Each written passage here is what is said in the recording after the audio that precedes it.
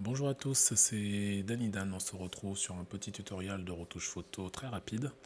Alors c'est une photo qui n'est pas de moi vu qu'elle vient de Dilem Prod qui m'a envoyé cette photo. Je vous mettrai le lien de son Instagram en description. Et elle m'a proposé de retoucher cette photo pour elle. J'aime beaucoup la photo, elle est très inspirante, j'aime beaucoup l'angle, j'aime beaucoup le flou au premier plan, la pose de la modèle, j'aime tout. La photo, je la trouve vraiment top. Et donc du coup, on va pouvoir l'attaquer. Et je vais vous montrer comment faire une retouche assez rapide. Et en plus en appliquant un petit filtre que j'ai réalisé, que je mettrai certainement un jour, même si ça fait très longtemps que j'arrête pas d'en parler, mais je mettrai mes différents filtres et mes différentes actions en téléchargement. Mais je vais vous montrer comment on fait tout ça. Alors comme d'habitude, je vais commencer par dupliquer ma photo de base. Ça évitera ça me permet de garder un fichier safe. Donc je duplique mon calque et la première action va être de corriger les quelques petites imperfections qu'il y a. Pour cela, je crée un nouveau calque, je prends mon outil correcteur et ici par exemple, je vais commencer à effacer ce qu'il y a là. Je ne sais pas trop ce qu'il y a dans le... Je crois que c'est plutôt une petite imperfection de l'appareil. Pour cela, j'appuie sur Alt, je clique sur un endroit qui est plutôt propre, je relâche Alt et ensuite je peins à l'endroit où je souhaite enlever les imperfections. Bien sûr, ici, l'échantillonnage est sur actif et inférieur. Comme j'ai déjà expliqué, ça permet de pouvoir reprendre les informations sur le calque en cours ainsi que les calques qui sont en dessous. Pareil, dans les cheveux, ici, alors du coup, zut, il m'a pris le mauvais pinceau. Voilà. Ouais, parce que j'ai changé d'outil, c'est pour ça, voilà. Donc ici, dans les cheveux, je vais enlever ça. Donc je prends, pareil, une zone qui est plutôt propre et je peins l'endroit que je veux effacer. Je pense que c'est relativement tout. Il me semblait qu'il y avait une petite imperfection de rien du tout sur le haut de la jeune fille. Pareil, je vais la gommer assez rapidement. Je gomme ici, pareil. Hop. Toutes les petites peluches qu'il y a ici, je les enlève. Et je pense qu'on est bon. Il ne reste quasiment plus rien. C'est parfait. Sur le visage, j'enlève les quelques petits boutons et encore, il n'y a pas grand chose. Ça va relativement vite. Hop.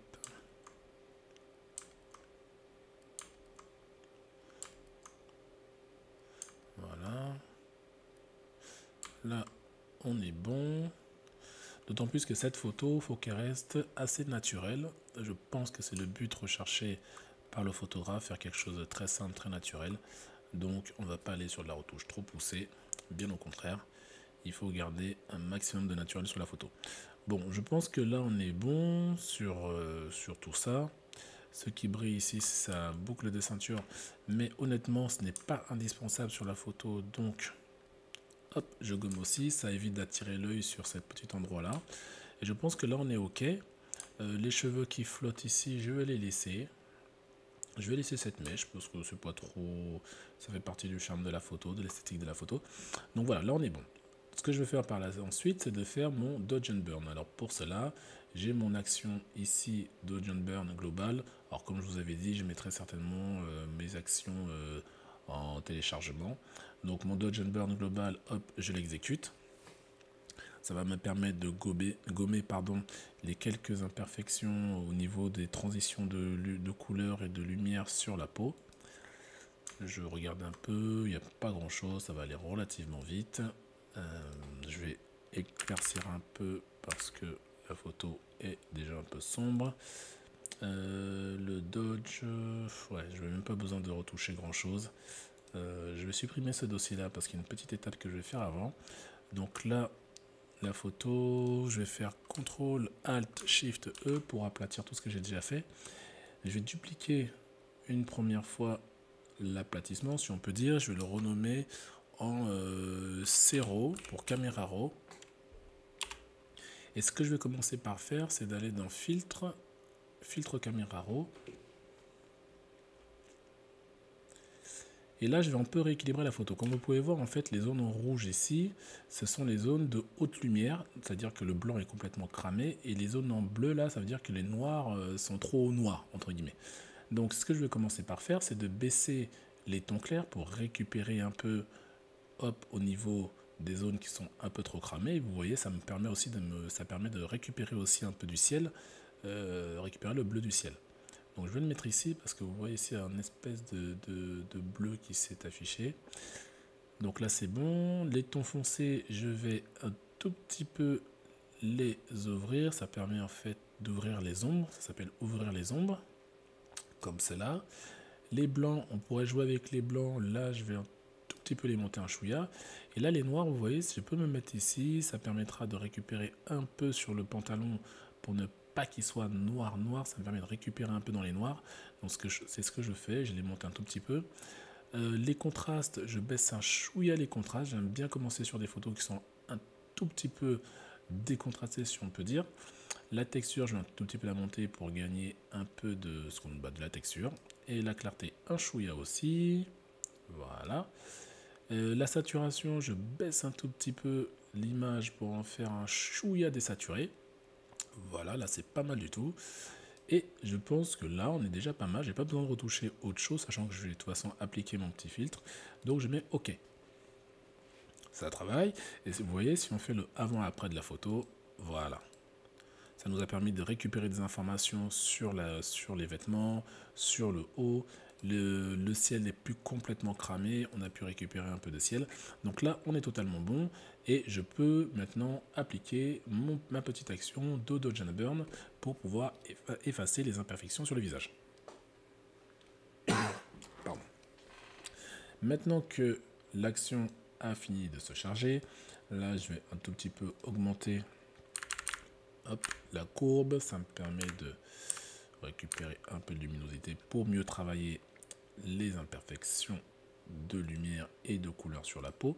Je commence par prendre mon calque Dodge, je prends mon outil pinceau, je vais me mettre à 1%, ce n'est pas mal du tout. Avec la couleur blanche, de sélectionner puisque je vais peindre sur un calque noir. Et là, je vais zoomer un tout petit peu, je vais regarder s'il y a 2-3 petits trucs à changer. Il n'y a pas grand chose, la modèle a une peau qui est plutôt bien. La lumière était plutôt bonne, donc il n'y a pas grand chose à modifier. Là, ce que je fais, c'est que je peins sur les zones qui sont un peu trop sombres, hop, pour les éclaircir un tout petit peu et garder en fait quelque chose d'assez homogène sur les passations, si on peut dire, sur les zones de transition, haute lumière, ombre. Voilà, pour garder quelque chose d'assez doux. Et ce que je vais faire également, c'est un peu de peindre sur les zones qui seraient un peu trop sombres alors qu'elles n'ont pas lieu d'être, qui sont généralement des zones de taches sur la peau. Hop, je passe un tout petit peu de blanc, ça rééclaircit tout ça. Comme cela. Hop. Si vous regardez un tout petit peu le avant-après, voilà. Vous pouvez voir, c'est très léger, mais hop, ça a permis de gommer quelques petites imperfections qu'il y avait. De la même façon, je prends le calque de Burn et je vais passer sur les zones qui, à mon sens, sont un chouïa trop claires. Toujours dans la même logique pour rendre les transitions de lumière et de couleur de peau plus homogènes, plus logiques, plus doux. Voilà. C'est relativement rapide parce que là, il n'y a pas grand chose à faire sur la modèle. Hop. D'ailleurs, il n'y a quasiment rien à faire. Donc là, on est bon. Je désactive le petit dossier de Aide. Ça me remet la photo en couleur. Et là, c'est bon, je peux fermer le Dodge and Burn. Ensuite, je vais faire un tout petit peu de séparation de fréquence. Donc, je commence par réaplatir les calques avec CTRL-SHIFT-ALT-E. J'exécute ma petite action de séparation de fréquence. Là, au niveau des médianes, je vais commencer par me mettre à 8. Là, c'est pas mal. En fait, je choisis une valeur qui me permet de lisser la peau tout en conservant en fait les contours des différents éléments du visage. Donc là, 10, c'est pas mal. Je fais OK. Donc ça, ma séparation de fréquence est prête. Ce que je vais faire, c'est de masquer mon calque de texture. Alors les séparations de fréquences, j'en ai déjà parlé sur les différents tutos que je vous invite à regarder. Vous verrez qu'est-ce que c'est que ces trois calques là, low, brush et height, qui correspondent à la couleur. Et là c'est un calque vide justement pour pouvoir repeindre de la couleur, et là le calque de texture. Donc c'est la séparation de fréquence, ça permet de séparer la texture de la couleur. Et je vais prendre mon calque low que je vais dupliquer. Je vais ensuite appuyer sur Alt, me mettre entre les deux calques de façon à faire apparaître la petite flèche noire avec le carré blanc, et je vais cliquer, du coup ça va me clipper mon calque low copié sur le calque low d'origine. Je vais prendre l'outil pinceau mélangeur, et avec ces valeurs là, 20, 20, 20, je vous invite à reprendre ces valeurs là. Et ce que je vais faire, c'est que je vais un peu peindre les différentes couleurs pour les mélanger ensemble. Vous voyez, dans les zones où il y a des petites transitions de couleurs, je vais les peindre ensemble pour rendre ça un peu plus homogène, un peu plus fluide, comme cela. Hop. Voilà, là on peut voir que ici il y a du changement de couleur de façon un peu trop rude. Donc voilà, je peins. En fait, j'emmène une couleur sur l'autre et ensuite je fais la même chose mais à l'inverse. Du coup, ça permet de mélanger un peu les couleurs. J'insiste un peu sur certaines zones. Voilà, le menton. Hop. Là, sur une photo comme celle-là, c'est relativement rapide. Parfait. Ok. Là, on est bon. Et sur les doigts, il n'y a pas grand-chose à faire.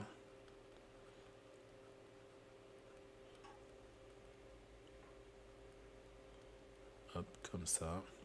Et je pense qu'on est pas mal du tout. Vous voyez, le avant-après. Hop. C'est parfait. Je refais réapparaître mon calque de texture. Et là, on est bon.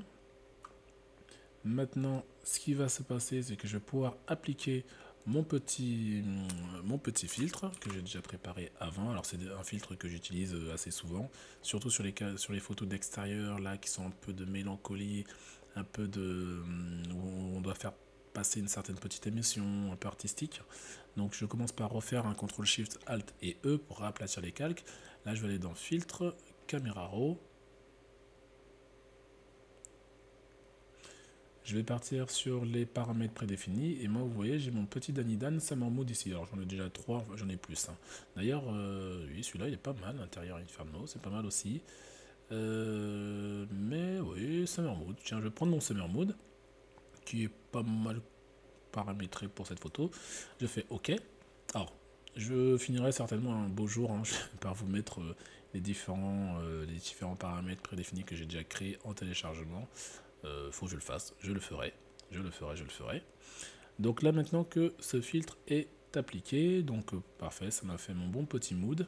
Ce que je vais faire, c'est d'aller rajouter un peu de luminosité sur la modèle. Pour cela, je vais créer un nouveau calque, je vais faire Shift F5, remplir avec 50% gris, mode normal, opacité 100, j'appuie sur OK. Dans le mode de fusion, je vais me mettre en lumière tamisée. Voilà, je vais prendre mon pinceau, l'outil pinceau, la couleur blanche en premier plan, et là je vais prendre un flux à 1%. Et l'exercice, là, ça va être un exercice de Dodge and Burn assez rapide qui va consister à passer sur les zones de lumière pour éclaircir ces zones-là. Donc je passe déjà sur les yeux pour raviver un tout petit peu les yeux. Le dessus des yeux sont une zone qui capte la lumière sur cette photo-là. Parfait, donc je repasse un tout petit peu dessus. Le dessus du nez de la même façon. Là aussi, le dessus du nez ici. On a, hop, juste en dessous du nez sur cette photo, les lèvres, un tout petit peu les lèvres ici. Donc le but c'est de repasser partout où la lumière est déjà. Je ne crée pas des nouvelles zones de lumière, sinon ça va faire très bizarre sur la photo. Je me contente juste d'accentuer les zones de lumière où existent déjà. Hop, sous le menton, ici au niveau de cette joue là, la lumière elle arrive de ce côté, le cou, parfait, les oreilles, hop. Comme cela, j'insiste un peu au-dessus ici parce que C'est une zone où la lumière tape bien. Pareil ici. Et là. Cool. Les lèvres, un tout petit peu. Ici. Je me recule un peu, je regarde. Si je fais le avant-après, hop, vous voyez la différence directement. Donc là, on est bon. Et je vais faire pareil sur les doigts. La main, pardon. Donc, en peignant un peu les doigts. L'intérieur de la main, comme ceci. Et un tout petit peu ici. Voilà. Donc là, je pense qu'on est bon. On est très bien même. Si je sens que c'est un tout petit peu trop, eh bien, je baisse l'opacité. Je vais la baisser par exemple à 50%. Je regarde ce que ça donne. C'est pas mal. Je vais mettre à 65. Voilà, c'est très bien comme ça. Je peux prendre maintenant la couleur noire et faire la même chose sur les zones d'ombre en y allant doucement. Hop, un tout petit peu là. Sous la bouche. Comme ça, voilà. Hop. Voilà. Il me semble que comme ça, c'est pas mal. Je vérifie. Ok, c'est très bien. C'est parfait. Là, on peut dire que la photo, elle est relativement prête. Je vais refaire encore un tout petit coup. Ce coup-ci, je vais le faire avec des courbes parce que ce que je vais faire, c'est que je vais augmenter un peu la luminosité dans les cheveux. Donc, je prends une courbe. Je vais monter, par exemple, la luminosité comme ça. Je vais faire CTRL-I. Je vais prendre mon outil pinceau et là, je vais me mettre à 8%. Couleur blanche de sélectionner. Et je vais passer sur les cheveux, hop, sur certaines mèches, histoire de raviver le blanc, ou du moins la luminosité, sur certaines mèches, comme ça, voilà. Hop. Ici. Voilà. Bien sûr, j'hésite pas à modifier la taille de mon pinceau pour correspondre aux zones que je souhaite peindre. Hop. Et là, je recule un peu, j'ai oublié les cheveux qui sont ici. Voilà. Je fais le avant-après. Voilà, ça apporte un peu plus de peps sur certaines mèches des cheveux. Et là, je pense qu'on est bon, qu'on est même très bien. Je raplatis de nouveau CTRL-SHIFT-ALT-E. Et maintenant, je vais pouvoir rajouter un peu de Sharpen. Hop, je lance mon petit script. Je prends le pinceau blanc, je vais garder 8%. Et là, je vais peindre un peu dans les cheveux pour apporter de la texture. Voilà, sur les lèvres, les yeux, hop, comme ça, la pierre ici, les mains, un peu son collier, les cheveux ici. Et je pense qu'on est bien, qu'on est même très bien. Hop, hop, un peu là. Voilà. Et pour finir, je rajoute un tout petit peu de grain, toujours avec ma petite action. Donc vous voyez, ça m'a rajouté même beaucoup de grain pour le moment. Si vous voulez, si je le cache, voilà, vous voyez tout le grain. Et là, je vais baisser le grain pour le mettre à, on va dire, allez, 30%. Je regarde ce que ça donne. Ok, c'est parfait. Et là, CTRL-SHIFT-ALT-E, j'aplatis le tout. Et voilà la photo qui est prête, tout simplement. Alors, je vais vous montrer ce que ça donne. Je vais prendre tout cela. Hop. Shift, monter jusqu'ici, faire un CTRL-G pour mettre ça dans un dossier. Voilà. Donc, la photo d'origine et la photo finale. Origine, finale. Et voilà. Bon, bah, j'espère que ce petit tutoriel très rapide vous a plu. Pour des précisions sur ce que je fais, je vous invite à regarder les autres tutos. Vous aurez toutes les précisions sur les différents outils que j'utilise. Et en tout cas, n'hésitez pas à laisser en commentaire si vous avez des questions. Et on se dit à très bientôt.